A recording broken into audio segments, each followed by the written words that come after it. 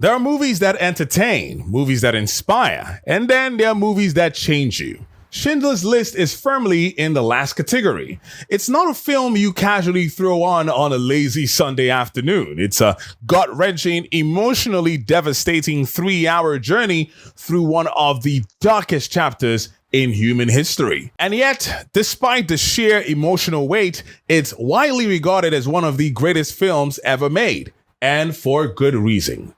Released in 1993, Schindler's List was Steven Spielberg's magnum opus, a film so powerful that even Spielberg himself admitted he had to shoot Jurassic Park at the same time just to maintain his sanity. Yes, let that sink in. Spielberg needed dinosaurs eating people to counterbalance the emotional toll of this film. That's how heavy it is. So let's take a deep dive into this monumental film, the history, the performances, the staggering impact, and why even 30 years later, it remains essential viewing.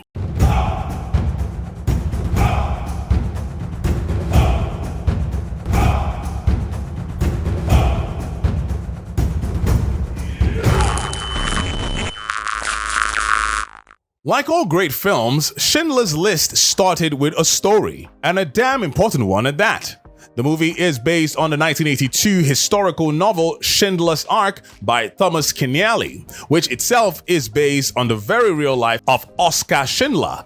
If you didn't know the story, first off, how? There's the short, non-spoiler version.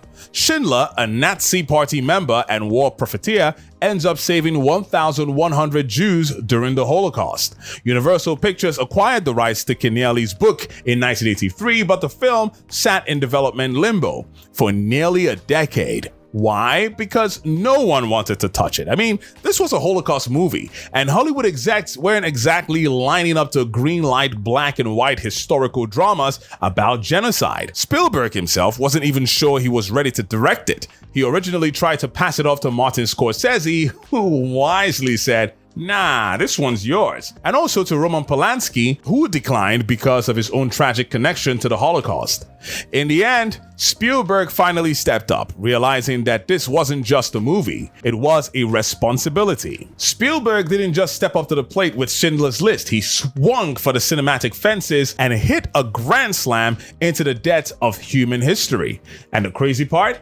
He shot this in the same year he gave us Jurassic Park, like I said earlier. Imagine directing the harrowing Holocaust drama of all time while also making sure your CGI T-Rex looked convincing. That's not just range, that's borderline superhuman. But Spielberg wasn't looking for box office numbers this time, he was on a mission to make a film that mattered. And oh boy, did he deliver. The film's realism is so suffocating that it often feels like less of a movie and more like stepping into a time machine straight into one of history's darkest chapters. He kept the cinematography grounded, handheld, and brutal, like a documentary ripped straight from the era itself. And honestly, that's what it felt like watching this movie. No glossy Hollywood melodrama here, just unflinching, devastating look at the horrors of the Holocaust. And yet, somehow, Spielberg finds humanity in this movie, making Schindler's List not just a historical record, but a deep, personal, soul-shaking experience. The screenwriter, Steve Zaillian, didn't just adapt Schindler's Ark, he practically forged it into cinematic history with a script that walks the tightrope between historical authenticity and raw emotional impact. This could have easily turned into a heavy-handed, speech-filled drama, but Zaillian knew better. He lets the silences speak just as loudly as the dialogue, whether it's a terrified glance between prisoners or Schindler's quiet realization of his own complicity. The script trusts the audience to feel the weight of the moment without over-explaining.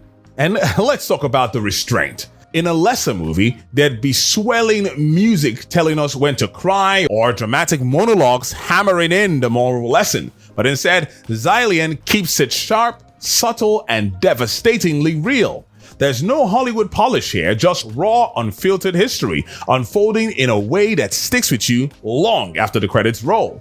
He understood that Schindler's List wasn't just about what happened, but how it happened. How bureaucracy, apathy, and blind obedience led to unimaginable horror. and how one man, deeply flawed but ultimately human, found a way to fight back. For those who haven't seen it, the film follows Oskar Schindler, played masterfully by Liam Neeson, a charismatic Nazi party member and businessman who sees opportunity in World War II. He opens a factory in Poland, hiring Jewish workers because, well, they're cheaper.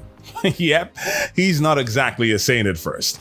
But as the atrocities of the Holocaust escalates, something shifts in Schindler. He goes from profiting off slave labor to actively risking his life to save as many people as possible.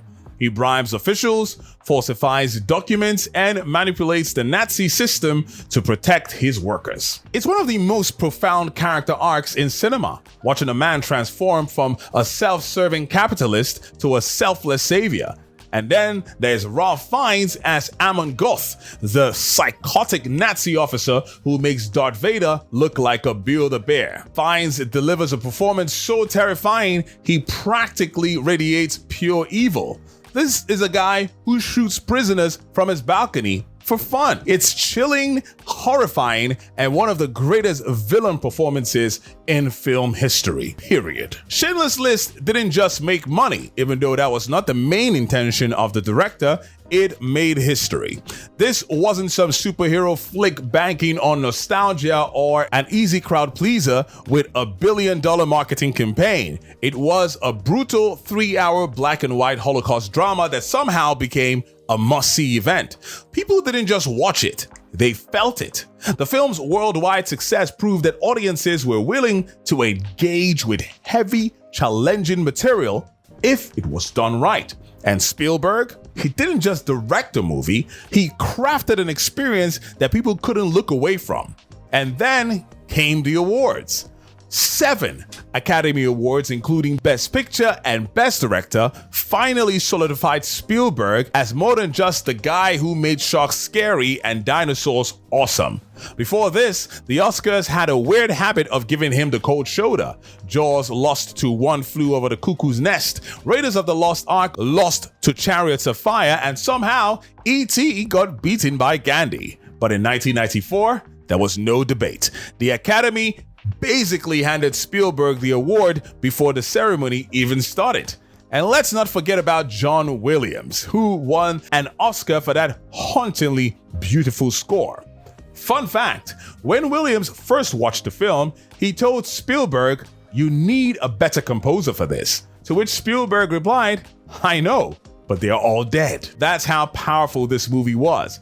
Even John Williams of all people, felt like he wasn't worthy. Spoiler, he absolutely was. On the critical side, Schindler's List holds a 98% rating on Rotten Tomatoes, which is basically unheard of unless you're Paddington 2. Roger Ebert called it one of the most important films of all time, while other critics simply admitted, yeah, we are never forgetting this one. It's the kind of movie that transcends reviews. It doesn't matter how many stars you give it, because at the end of the day, it changes you. 30 years later, Schindler's List isn't just a film that holds up, it's one that refuses to be ignored. It still required viewing in school. It still sparks discussions, and it is still the gold standard for historical dramas. Plenty of movies say they're important, but this one proves it. Spielberg didn't just make a movie, he captured a piece of history, locked it in celluloid, and made sure future generations would see it, feel it, and never forget it. And yeah, we have to talk about that scene. The girl in the red coat. The only splash of color in an otherwise black and white film. You see her, bright and innocent, wandering through the horror. And then later, you find her again, and suddenly, the coat is no longer just a stylistic choice, it's a gut punch straight to your soul. It's a moment that lingers, a haunting symbol of innocence lost. If you didn't feel something watching that, you might actually be a Terminator. At the end of the day, Schindler's List is more than just a film. It's a monument, a cinematic time capsule that forces you to remember, to reflect, and to never look away. Some movies entertain, some inspire, like I said, but this one, this one matters. Final verdict? If you haven't seen Schindler's List, watch it. No, really, This isn't just a film, it's an essential piece of cinema. It's one of those rare movies that transcends entertainment and becomes something bigger, something necessary.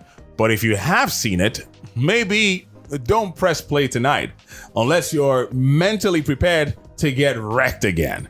This isn't the kind of film you just casually throw on like it's a Marvel rewatch. Nah, this is the kind of film that sits with you, changes you, and leaves you staring at the credits in complete silence while rethinking your entire life.